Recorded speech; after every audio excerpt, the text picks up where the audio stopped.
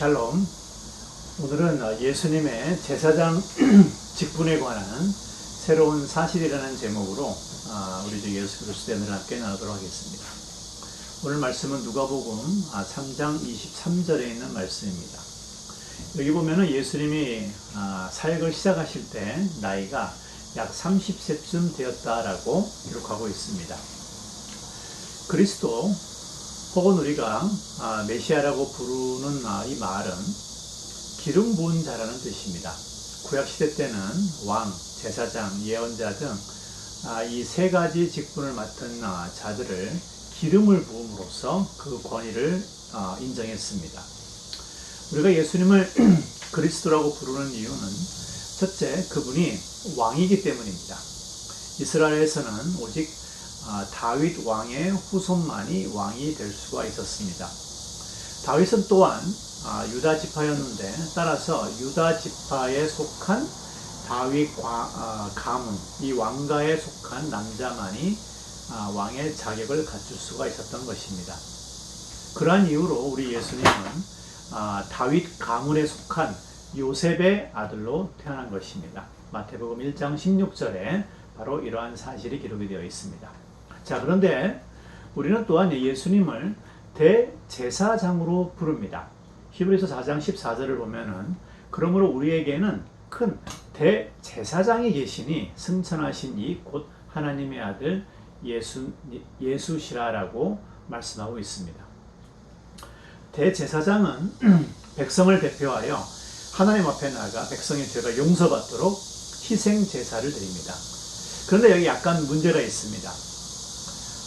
구약의 규정에 의하면 제사장은 오직 레위 지파에 속한 아론의 자손, 그리고 조금 테크니컬한 부분인데 좀 더 구체적으로는 아론 자손 가운데서도 사독이라고 불리는 가문에 속한 남자만이 수행할 수 있었습니다. 이것은 에스겔 44장 15절에 그 규정이 나와 있습니다. 이스라엘 족속이 그릇 행하여 나를 떠날 때에 사독의 자손 레위 사람 제사장들은 내 성소의 직분을 지켰은즉 그들은 내게 가까이 나와 수종을 들되 내 앞에 서서 기름과 피를 내게 드릴지니라. 에스겔은 포로기 시대 때 예언자인데 포로기 이후에 바로 이러한 일들 때문에 레위 지파 가운데서, 즉 아론의 가문 가운데서도 사독이라는 사람에 속한 그 사람만이 제사장의 직분을 수행할 수 있는 것으로 확정이 되었습니다. 이 일이 예수님이 오시기까지 계속이 되었죠.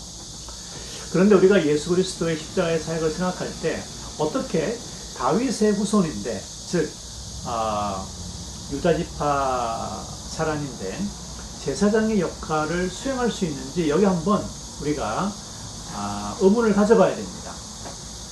물론 이 질문에 대한 대답은 그 일부가 이미 성경에 제시가 되어 있습니다. 예수님은 아론계 또는 사독계 제사장이 아닌 멜기세덱의 반차에 속한 제사장이라는 주장입니다. 히브리서에 나와 있죠. 6장 20절입니다. 예수께서는 멜기세덱의 반차를 따라 영원히 대제사장이 되었다라고 기록하고 있습니다. 멜기세덱, 이 사람이 누굽니까? 아브라함 시대의 인물입니다. 제사장이었는데 레위라는 가문이 생기기도 전에 있었던 매우 신비로운 그러한 인물입니다. 그런데 사실 멜기세덱이라는 이름을 보면은 좀 특이한 부분이 하나가 있어요. 이 멜기라는 말은 말키라는 말로 나의 왕이라는 뜻이에요. 그리고 세덱이라는 말이 사실 아까 얘기한 이름 사독과 같은 뜻입니다. 뜻은 righteousness, 의로움이라는 뜻이에요. 즉 멜기세덱이라는 이름은 이미 사독이라는 말이 들어가 있습니다. 사실 이것은 전혀 우연이 아닙니다. 자, 혹시 예수님이 제사장의 직분을 수행하기 위해 사독 계열의 제사장 가문이었을 가능성이 있을까라는 질문을 우리가 오늘 해볼 수가 있습니다. 사실 성경에 그 단서가 나와 있습니다. 이미 지적했듯이 예수님이 다윗의 후손이라는 증거는 그의 육적인 아버지 요셉의 족보로 확인이 됩니다. 하지만 우리는 또한 예수님이 육적인 어머니인 마리아의 몸에서 나왔음을 우리가 상기해야 합니다. 그런데 혹시 여러분 마리아가 어떤 가문인지 혹시 아십니까? 마리아의 가문에 흥미로운 사실 하나가 발견됩니다. 누가복음 1장 36절을 보면은 보라 내 친족 엘리사벳도 늙어서 아들을 배었느니라. 본래 임신하지 못하고 알려진 이가 이미 6달이나 되었다라고 가브리엘이 마리아에게 이야기합니다. 즉 여기를 보면은 이곳을 보면은 엘리사벳이라는 여인이 마리아의 친족 즉 가문이었다라는 뜻입니다. 엘리사벳은 또 누구입니까? 엘리사벳은 당시 제사장이었던 스가랴 또는 사가랴의 아내로서 성경을 보면은 이 엘리사벳의 가문이 무엇인지 어디인지 나와 있습니다. 누가복음 1장 5절엔 유대왕 헤롯 때에 아비야 계열의 아비야 반열에 제사장 한 사람이 있었으니 이름이 사가랴요. 성경에 스가랴와 같은 이름입니다. 그의 아내는 아론의 자손이니 이름이 엘리사벳이라고 기록하고 있습니다. 성경에 이 여인의 한 여인의 그 가문을 특별히 밝힌 데는 다 이유가 있습니다. 자, 정리하면 이렇습니다. 예수님이 탄생할 당시 이스라엘의 제사장은 스가랴였습니다. 즉 그가 아론, 즉 사독 가문의 자손이라는 뜻입니다. 제사장은 같은 가문에 속한 여인을 아내로 맞이하게 되었습니다. 따라서 아내 엘리사벳도 같은 가문, 즉 사독 계열에 속하는 여인임을 알 수 있습니다. 그리고 이 엘리사벳이 바로 마리아의 친족이라고 나와 있습니다. 자, 그렇다면 우리가 마리아의 가문도 이젠 밝혀졌습니다. 예수님의 육적인 어머니 마리아 역시 이스라엘의 유일한 정당한 제사장 가문이었던 아론 사독 계열에 속한 여인이었던 것입니다. 자, 그렇다면 어떤 결론을 우리가 낼 수 있을까요? 예수님은 아버지 쪽으로 요셉으로서는 다윗 가문에 속했고 어머니 마리아 쪽으로는 사독 가문에 속해 있었다라는 놀라운 사실입니다. 아멘. 멜기세덱이라는 말에도 이미 들어가 있듯이 나의 왕 사독, 나의 왕 제사장이라는 뜻입니다. 여러분 이것이 우연일까요? 제사장으로서의 예수님의 직분은 즉 메시아의 직분은 이후 그의 사촌인 세례 요한과의 관계에서 드러납니다. 세례 요한이 바로 사가랴와 엘리사벳의 아들 아닙니까? 자, 세례 요한은 아버지 제사장이었던 사가랴의 아들로서 어머니 예수님은 이 어머니 마리아를 통해 이 외가 쪽의 친족 관계를 형성하고 있습니다. 또 그의 사역은 즉 세례 요한은 아버지를 따라 이스라엘 제사장으로서의 역할을 강하게 드러냅니다. 그 증거가 성경에 있습니다. 요한복음 1장 29절이에요. 이튿날 요한이 예수께서 자기에게 나오심을 보고 이르되 보라 세상 죄를 지고 가는 하나님의 어린 양이로다. 요한은 죄 용서를 위해 제사장처럼 백성들에게 세례를 베풀었을 뿐 아니라 예수님을 보고 어린 양이라고 하나님의 어린 양이라고 선포한 것입니다. 여러분 이 말씀은 또한 제사장이 평소에 수행하던 역할 하나를 드러내는 거예요. 그것은 뭔지 제사장은 제물을 누가 가지고 오면 그 제물이 흠이 있는지 없는지 확인해야 되는 그러한 역할 규정이 있습니다. 이것은 제사장의 검증 절차예요. 왜냐하면 제물에는 흠이 없어야 되기 때문이에요. 세례 요한은 제사장으로서 사독계열의 제사장으로서 예수님을 보고 예수님 앞으로 하나님의 제물이 될 겁니다. 십자가에 올라갈 거예요. 그 제물을 확인하는 겁니다. 저 제물은 예수는 흠이 전혀 없는 하나님의 어린 양이라고 선포한 것입니다. 아멘. 예수님이 모계를 통해서 사독계 제사장이라는 증거는 또한 요한과의 대화에서 드러납니다.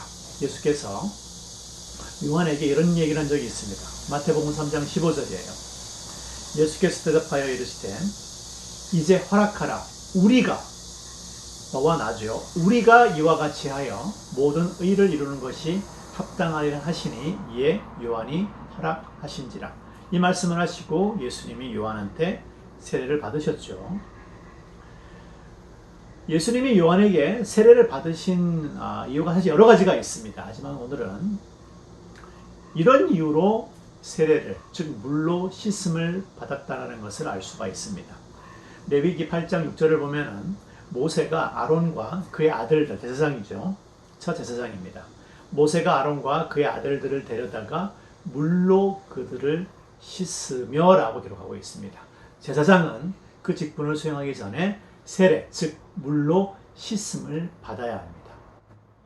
제사장 세례 요한은 제사장 예수님이 제사장의 직분을 수행할 수 있도록 물로 씻어준 거예요. 세례를 준 겁니다. 바로 그러한 이유 때문에 예수님은 세례 요한으로부터 세례를 받으신 겁니다. 이제 본격적으로 제사장의, 사독 계열의 제사장의 직무를 수행할 수 있는 것입니다. 예수님은 요한에게 우리라는 말을 사용합니다. 우리가 for us입니다. 우리가 너와 내가 이 말이죠. 자, 무슨 의미에서의 우리일까요? 이 말은 요한과 예수님이 우리가 함께 사독 계열에 속한 제사장 가문의 일원이라는 의미임이 틀림이 없습니다. 이제 마지막으로 예수님이 사독 계열 제사장이라는 그 증거가 예수님이 사역을 시작한 나이를 생각해 보면은 더 분명하게 알 수 있어요. 누가복음 3장 23절에 다음과 같은 말씀이 등장합니다. 예수께서 가르침을 사역을 시작하실 때에 30세쯤 되시니라라고 기록하고 있지 않습니까? 여러분, 왜 예수님이 하필이면 30살에 나이 30에 사역을 시작했을까요? 그 이유가 무엇일까요? 그 이유는 구약의 제사장의 사역은 몇 세부터일까요? 그렇습니다. 30세부터예요. 29세도 아닙니다. 민수기 4장 3절을 보면은 곧 30세 이상으로 50세까지 딱 20년간입니다. 회막이 바로 당시에 얘기하는 하나님의 성전이죠. 사막에 있었던 회막의 일을 하기 위하여 그 사역의 역사에 참가할 만한 자를 숫자를 세어라는 말이죠. 이것을 보면은 제사장의 직무는 30세부터 시작하는 것을 알 수 있습니다. 사랑하는 성도 여러분, 이처럼 예수님은 왕이실 뿐 아니라 우리의 죄를 용서하기 위하여 제사장의 직무를 또한 감당하기 위해서 오셨습니다. 그는 왕으로서 다윗 가문에 속한 그리스도 메시아일 뿐 아니라 그는 또한 레위 가문의 아론계, 즉 사독계 제사장 가문의 일원이었던 것입니다. 아멘. 그래서 바로 그러한 이유로 히브리서는 예수님을 멜기세덱, 즉 나의 왕 사독이라는 그 반차에 속한 제사장이라고 부르고 있는 것입니다. 제사장으로서 예수님은 규정에 따라 30살 때부터 그 사역을 시작하셨습니다. 세례를 통해 몸을 씻고 본격적인 하나님과 우리 사이의 중재자 역할을 시작하신 것입니다. 그리고 결국 십자가에서의 단 한 번의 제사로 스스로의 몸을 제물로 드림으로 하나님의 어린 양이 됨으로써 요한에게 검증을 위해 받았습니다. 우리의 모든 죄를 용서하시고 오늘 우리를 하나님 앞에서 의인으로, 바로 사독으로 우리를 바치기 위하여 나아가게 역사하신 것입니다. 오늘도 이 예수님의 놀라운 그리스도의 사역을 통해 큰 은혜로 승리하신 한 주가 되기를 우리 주 예수 그리스도의 이름으로 축복합니다. 다음 주에 뵙겠습니다.